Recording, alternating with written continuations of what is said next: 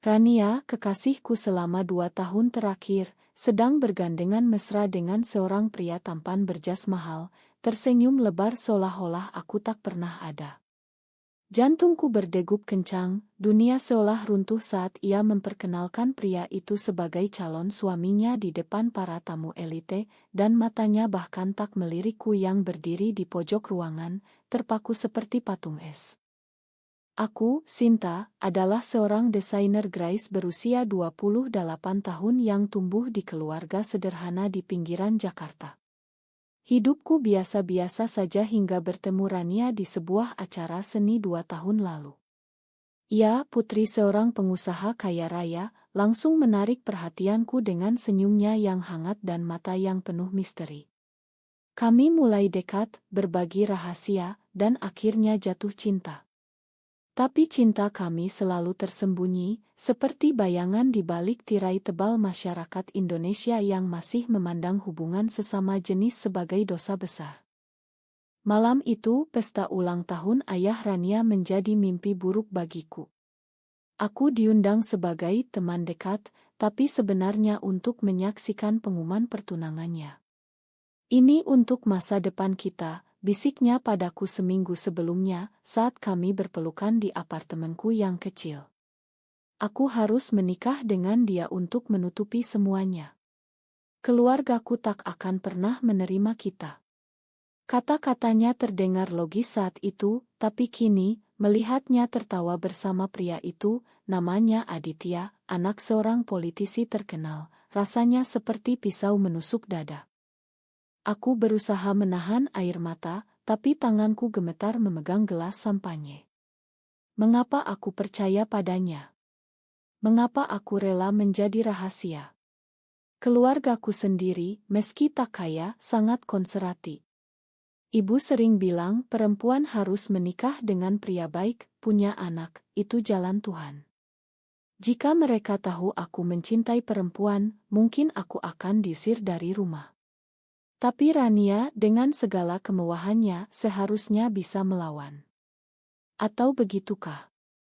Setelah pengumuman, aku menyelinap ke taman belakang hotel. Udara malam Jakarta yang lembab tak membantu menenangkan pikiranku.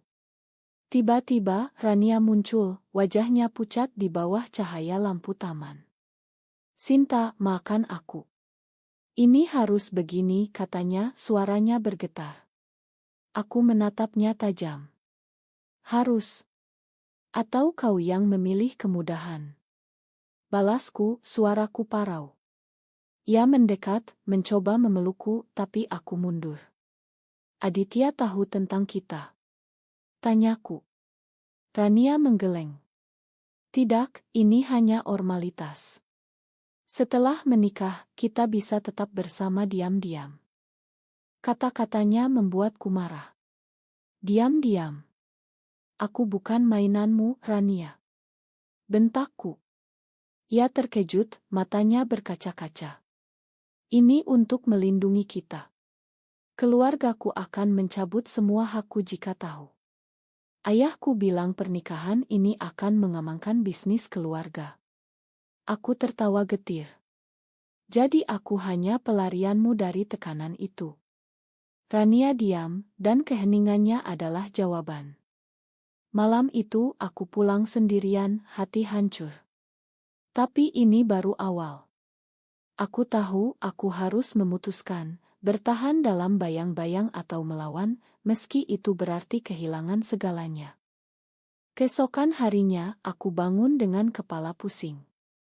Pesan dari Rania membanjiri ponselku, "Maafkan aku, Sinta. Aku cinta kamu." Tapi aku tak balas. Aku pergi ke kantor, mencoba fokus pada desain poster untuk kampanye sosial. Tapi pikiranku melayang. Bagaimana bisa cinta begini rumit? Di Indonesia, di mana agama dan tradisi mengikat erat, mencintai sesama jenis seperti berjalan di atas bara. Aku ingat pertama kali kami bertemu, Rania mendekatiku di galeri seni, memuji karyaku. "Kamu punya jiwa yang dalam," katanya. Dari situ kami sering bertemu, berbagi cerita tentang mimpi dan ketakutan. Rania bercerita tentang keluarganya, ayah yang otoriter, ibu yang selalu menuntut kesempurnaan.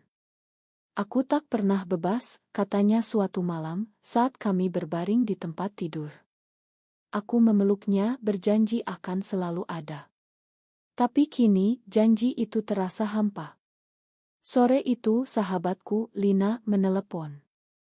Lina tahu tentang hubunganku dengan Rania. Kau baik-baik saja. Kulihat foto pesta di Instagram. Aku ceritakan semuanya. Dia mengkhianatimu, Sinta. Lepaskan saja, nasihatnya. Tapi bagaimana? Rania adalah segalanya bagiku. Malamnya aku bertemu Rania di kai kecil di Kemang. Ia datang dengan wajah lelah. Aku tak bisa tidur semalam, katanya. Kami duduk, memesan kopi. Kenapa kau lakukan ini? Tanyaku. Rania menjelaskan, ayahnya sakit, bisnis keluarga terancam, dan pernikahan dengan Aditya adalah kesepakatan bisnis. Ini bukan pilihan hati, tapi kewajiban. Aku menggeleng. Kewajibanmu menyakitiku. Debat kami panjang, penuh air mata. Akhirnya ia bilang, beri aku waktu. Setelah pernikahan, aku akan cerai jika perlu. Tapi aku ragu. Apakah ini janji kosong? Hari-hari berikutnya, aku mulai meragukan segalanya.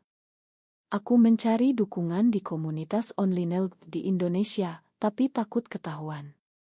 Di sini, undang-undang tak secara eksplisit melarang, tapi masyarakat yang menghakimi.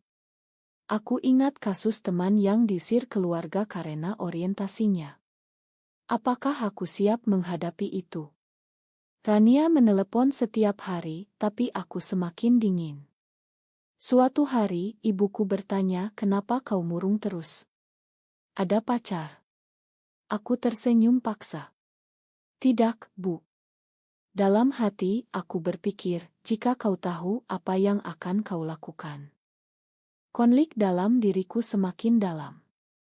Aku mencintai Rania, tapi tak ingin menjadi rahasia selamanya. Aku mulai mempertanyakan moralitas, apakah mencintai sesama jenis salah? Di mata masyarakat, ya. Tapi di hatiku, ini benar. Akhir pekan itu, aku pergi ke Bogor, mencari ketenangan di kebun raya. Di sana, aku bertemu seorang perempuan tua yang bijak. Hidup adalah pilihan, nak. Jangan biarkan orang lain menentukan bahagiamu, katanya saat kami ngobrol.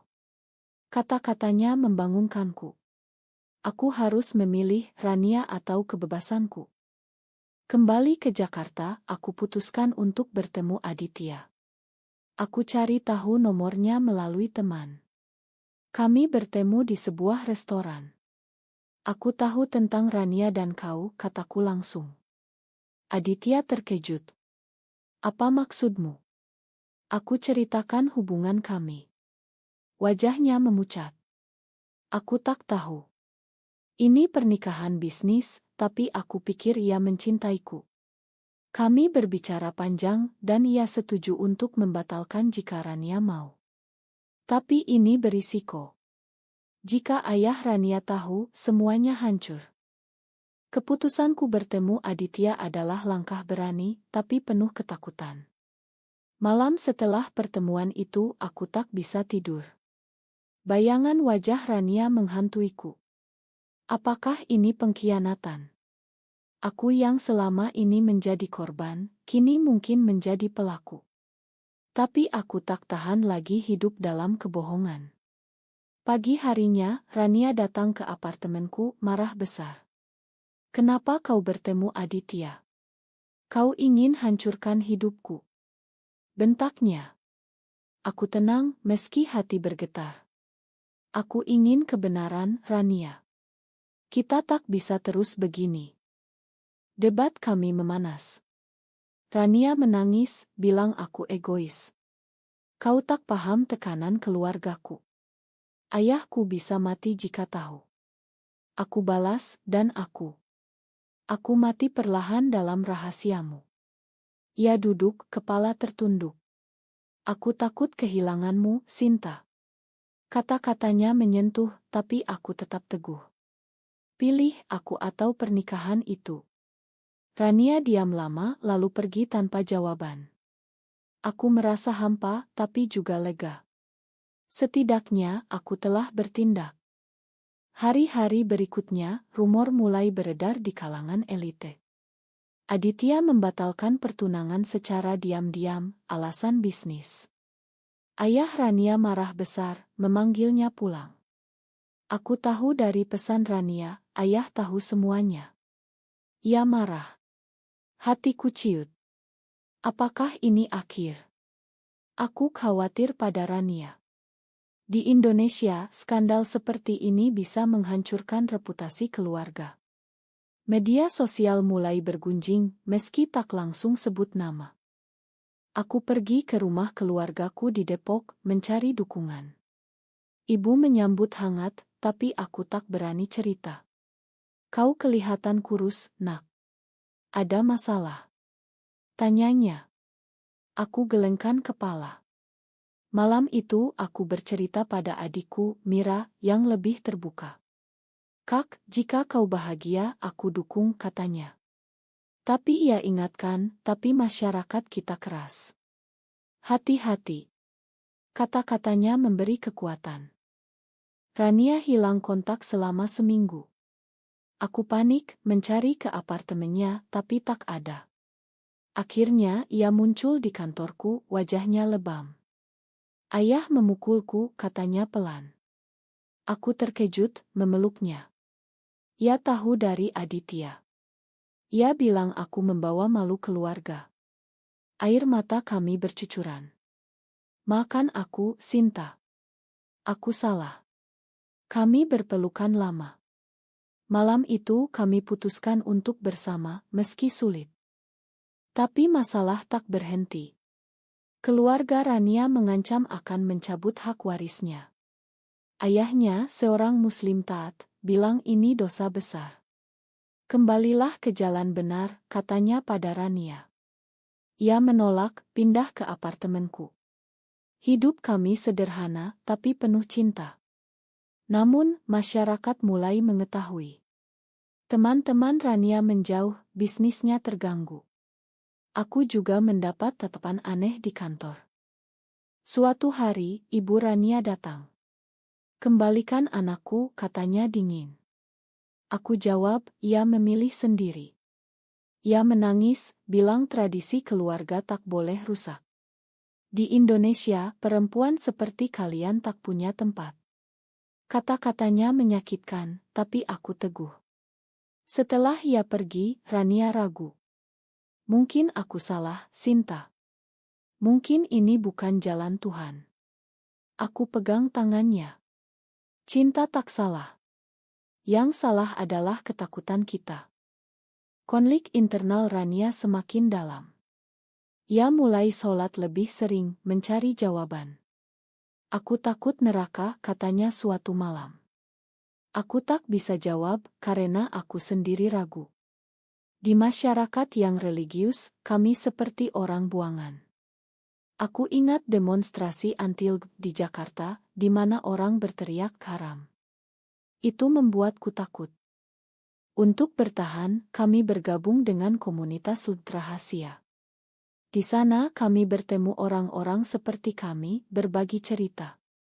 Seorang aktivis bilang perubahan dimulai dari diri sendiri. Itu memberi harapan. Tapi realitas keras. Rania kehilangan pekerjaan, aku juga ditekan di kantor. Kau bawa pengaruh buruk, kata bosku. Puncaknya, ayah Rania sakit parah. Dokter bilang stres. Rania pergi ke rumah sakit, meski dilarang. Di sana ia bertemu keluarga. Ini gara-gara kau, tuduh adiknya. Rania menangis, tapi tak mundur. Aku mencintai Sinta, dan itu tak berubah. Ayahnya, dari tempat tidur, bilang lemah, pulanglah, nak. Makan ayah. Itu momen emosional. Rania pulang ke apartemen, bilang aku harus pilih antara keluarga dan kau. Pilihan itu menyiksa. Aku bilang, jangan pilih. Kita bisa cari jalan tengah. Tapi ia tahu tak mungkin. Malam itu kami berdebat lagi. Aku tak bisa lihat ayah menderita, katanya. Aku paham, tapi sakit. Apakah cinta kami tak cukup kuat? Keputusan Rania datang seperti badai. Aku harus kembali ke keluarga, katanya pagi itu sambil mengemasi barang. Aku terpaku, tak percaya. Setelah semua ini, kau menyerah? Tanyaku. Ia menangis. Bukan menyerah, tapi bertanggung jawab. Ayah butuh aku. Aku marah. Dan aku. Kau tinggalkan begitu saja. Ia memelukku. Ini sementara. Aku akan kembali. Tapi aku tahu itu bohong. Rania pergi, meninggalkanku sendirian di apartemen yang kini terasa kosong. Hari-hari berikutnya aku seperti ombie. Kerja tak okus, makan tak nasu. Lina datang, menghibur. Dia tak pantas untukmu, katanya. Tapi aku masih cinta. Aku coba hubungi Rania, tapi diblokir. Keluarganya pasti yang lakukan. 2 bulan kemudian, aku dengar kabar, Rania menikah dengan pria lain, pilihan ayahnya. Hatiku hancur lagi. Mengapa? Apakah tekanan terlalu besar? Aku ingat momen-momen indah, jalan-jalan di pantai Bali, berbisik cinta di bawah bintang. Semua hilang. Aku mulai mencari jawaban dalam diri. Bergabung dengan kelompok dukungan di Jakarta. Di sana aku bertemu Maya, seorang psikolog yang juga lesbian. Konflik seperti ini umum di masyarakat kita, katanya. Agama, keluarga, sosial, semua menekan. Kami sering ngobrol, dan perlahan aku sembuh. Tapi luka lama terbuka saat aku bertemu Rania secara tak sengaja di mal ia dengan suaminya, terlihat bahagia. Matanya bertemu mataku, tapi ia berpaling. Aku mendekat. Selamat, Rania. Kataku dingin. Ia pucat. Sinta. Suaminya bertanya, siapa ini? Ia jawab, teman lama. Aku tersenyum getir, pergi. Malam itu, Rania menelepon dari nomor baru. Maafkan aku. Aku tak punya pilihan. Katanya. Aku balas, selalu ada pilihan. Kau pilih aman. Ia menangis. Ayah meninggal sebulan lalu. Sebelum mati, ia minta aku menikah. Aku diam dan kau lakukan. Ya. Untuk keluarga. Kami bicara panjang, penuh penyesalan. Setelah itu, aku putuskan untuk move on. Aku fokus pada karir, bahkan mulai advokasi secara diam-diam, tapi hati masih sakit. Suatu hari, Maya ajak aku kencan. Aku ragu, tapi setuju. Ya baik, mengerti perjuanganku. Hubungan kami mulai, pelan tapi pasti. Tapi masa lalu kembali. Rania datang ke apartemen sendirian. Aku cerai, katanya. Aku terkejut. Kenapa? Ia jelaskan, pernikahan itu hampa, ia tak bisa lupakan aku. Aku salah, Sinta. Maafkan aku. Aku bimbang. Apakah aku percaya lagi? Debat internalku hebat. Di satu sisi, cinta lama. Di sisi lain, pengkhianatan. Maya bilang, pikirkan baik-baik. Jangan ulangi kesalahan. Aku putuskan bertemu Rania lagi. Kami bicara tentang masa depan. Kita bisa mulai baru, tapi terbuka, kataku.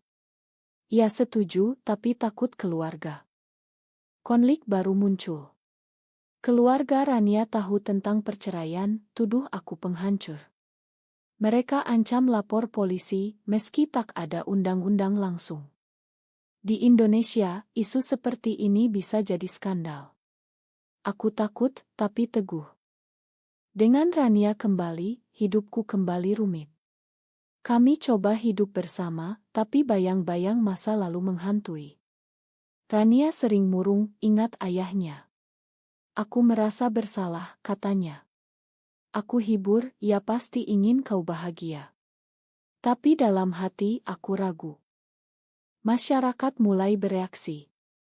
Postingan anonim di media sosial sebut nama kami, tuduh penyebar LUT. Aku dapat ancaman email. Kantorku ditekan, aku dipecat. Image perusahaan rusak, kata bos. Rania juga, bisnis keluarganya diambil alih saudara. Kami pindah ke Bandung mencari kedamaian. Di sana kami mulai bisnis kecil, desain dan konsultasi. Hidup sederhana tapi bahagia. Tapi tekanan internal muncul. Rania mulai bertanya tentang moral, apakah ini benar di mata Tuhan? Aku jawab, cinta adalah anugerah. Tapi ia bergabung dengan kelompok spiritual, mencari jawaban.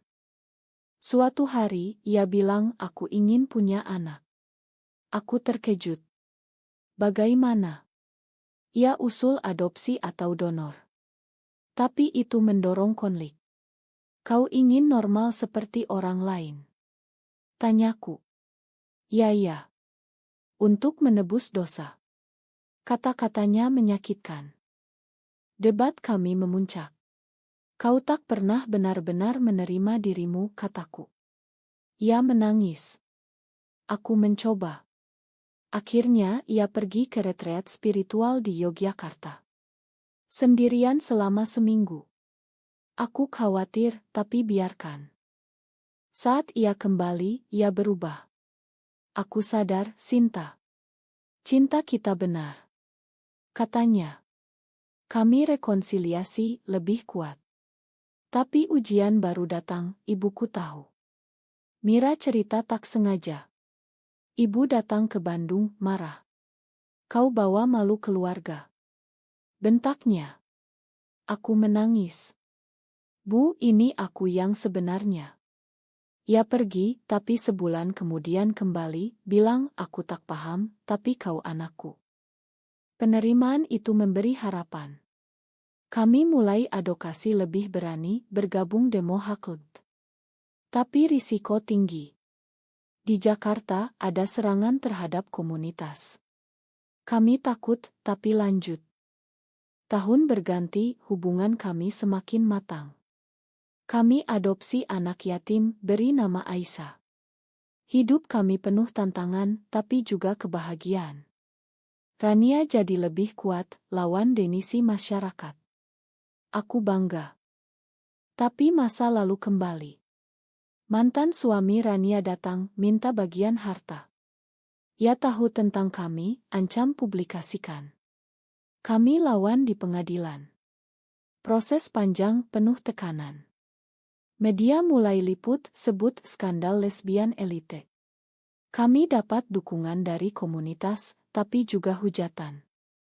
Di pengadilan, Rania bersaksi, cinta tak kenal gender. Ini hak kami. Hakim netral, tapi masyarakat bereaksi. Demo di luar gedung. Kami menang, tapi lelah. Akhirnya kami pindah ke Bali, mulai hidup baru. Di sana lebih terbuka. Kami buka kai kecil, tempat aman untuk LUT. Hidup damai. Tapi pertanyaan tetap, apakah semua pengorbanan ini pantas? Kami kehilangan keluarga, teman, karir. Tapi dapatkan kebebasan. Apakah mencintai sesama jenis di masyarakat seperti Indonesia adalah pilihan yang benar, atau justru perjuangan yang sia-sia?